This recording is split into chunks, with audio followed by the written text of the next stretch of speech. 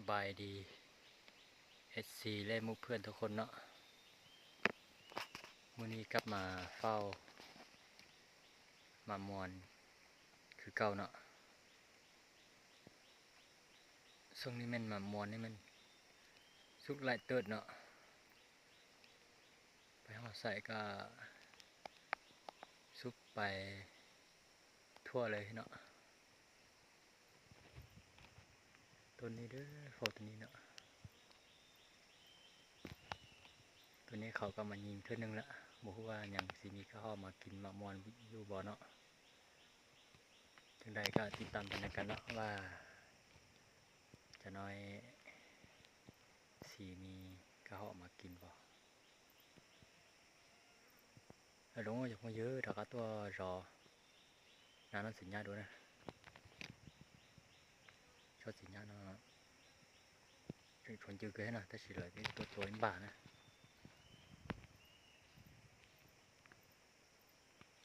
ตัวอินบ่าเฉพาะแต่ใช้ปัจจุบันตัวน้อยจ้ะชี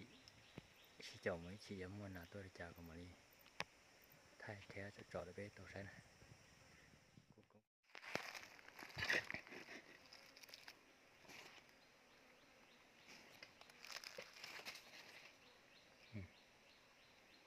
สัญญาจงอยู่เสียแต่ตาเลย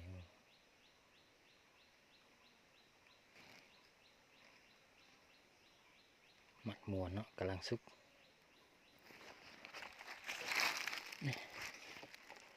สุกแล้วเนาะสุกแห้งดีแล้วสุกจงเหลืองแล้ว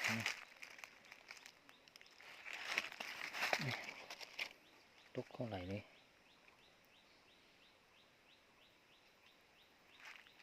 หวานเจี๊ยบเลยแม่ตกไปทั่วเลยพื้นดินเนี่ย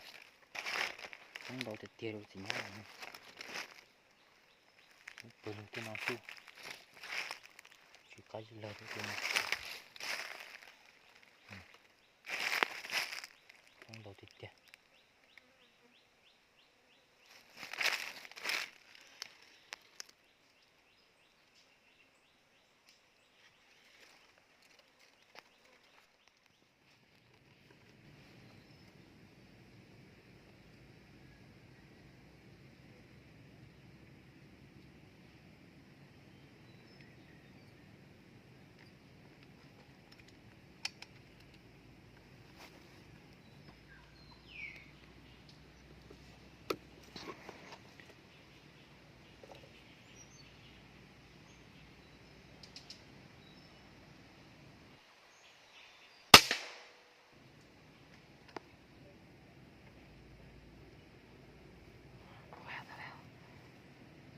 จับเลย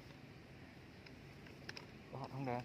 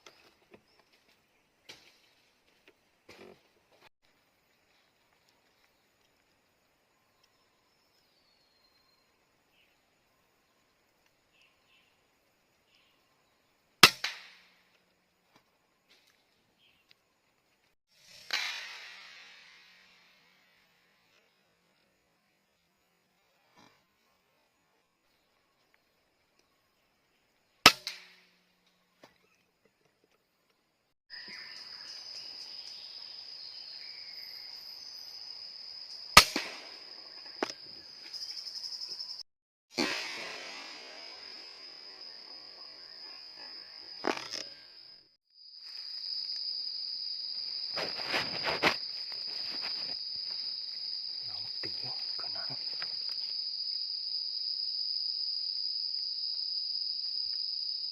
ก็ทองแดงโคตรใหญ่เลย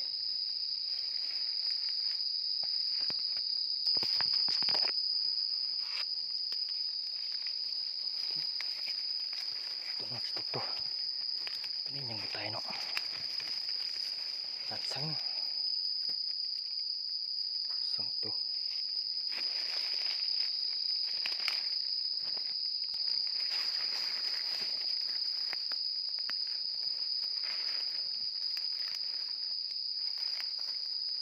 นี่ก็เก้าทองแดงเนาะเก้าทองแดง2 ตัวน้องติ๋วตัวนึง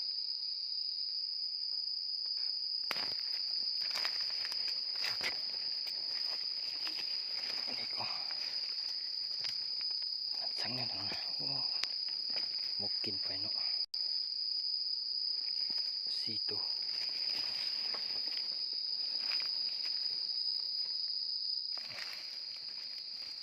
อีกตัวนึงตกอยู่นี่เนาะ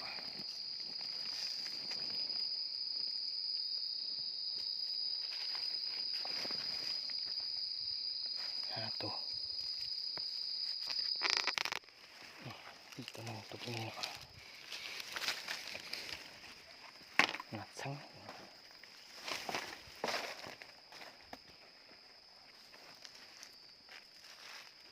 6 ตัว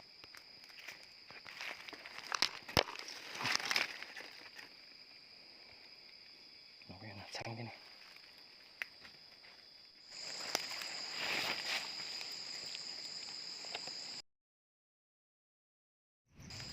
chiếc đồ từ cái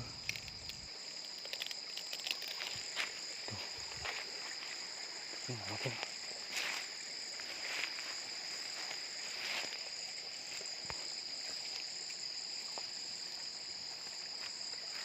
ôi nó từ đó ta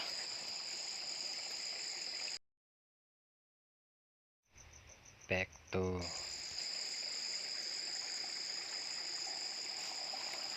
cái nào thế này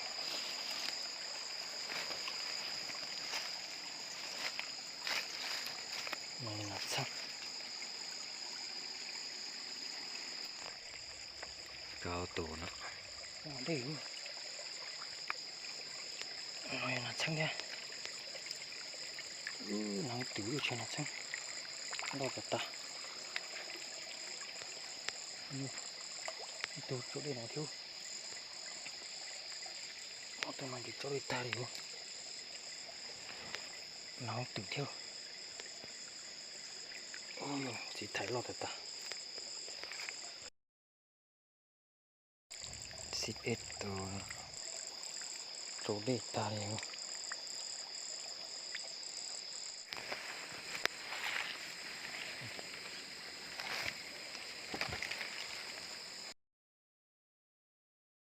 xịt sòngตัวครบเนาะยิงไป13 นัดเนาะแต่ว่าซอได้แต่12 ตัวอีกตัวหนึ่งนี่มันน่าจะบ่ตายเนาะเพราะว่าซอบ่เห็นจอกมีเยอะเลยตัวเก่าเป๊ะผองเราใช่มันจะตัวกอดตรงนั้นใช่ไหมอีตัวเจ้าป้องใช่ที่จะต่อแต่เรากูจิตทุระจันนะเดี๋ยวตัวกอดตัวเหี้ยน่าจงแต่เราเลยที่จะน้องตื่นน้องตื่นจงใช่ไหมน่าจังเฉยนะthấy cho nhân là thấy giờ thế nào chi tu trâu tu chạp tu hay thân nó thế thế yên là nó uống là nó thế cọ chỗ bé tu này nó cọ bé cọ chi cọ tu tu chi đồ nó chỗ tu này nó thế chỉ tổ na cái chỗ na khó là trâu tu tu khó uống là nó năng cầu tới tôi ạ đánh đầu cơ nó đó hay là nó mòซึ่งnó cái mảnh cái thế